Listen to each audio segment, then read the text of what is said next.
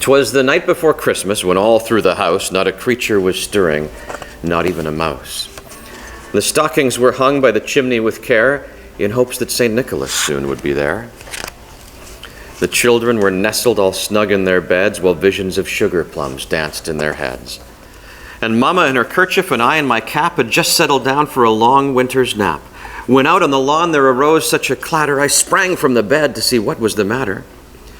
Away to the window I flew like a flash, tore open the shutters, and threw up the sash. The moon on the breast of the new-fallen snow gave a luster of midday to objects below, when what to my wondering eyes should appear but a miniature sleigh and 8 tiny reindeer.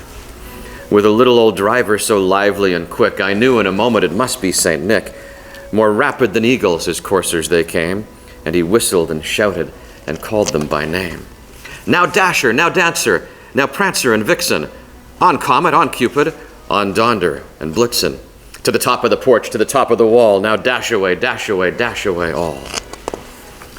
As dry leaves before the wild hurricane fly, when they meet with an obstacle mount to the sky, so up to the housetop of the coursers they flew, with the sleigh full of toys, and St. Nicholas too.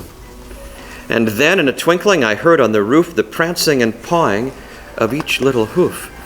As I drew in my head and was turning around, down the chimney St. Nicholas came with a bound.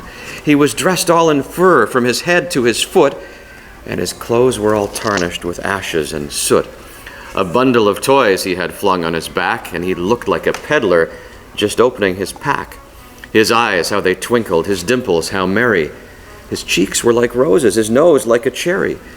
His droll little mouth was drawn up like a bow, and the beard on his chin was as white as the snow. The stump of a pipe he held tight in his teeth, and the smoke it encircled his head like a wreath. He had a broad face and a little round belly that shook when he laughed like a bowl full of jelly.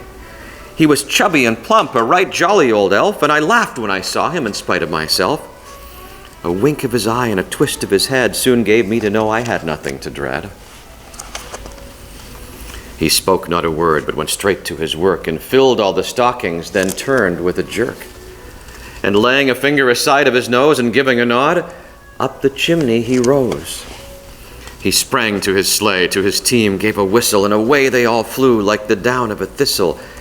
But I heard him exclaim as he drove out of sight, "Merry Christmas to all, and to all a good night."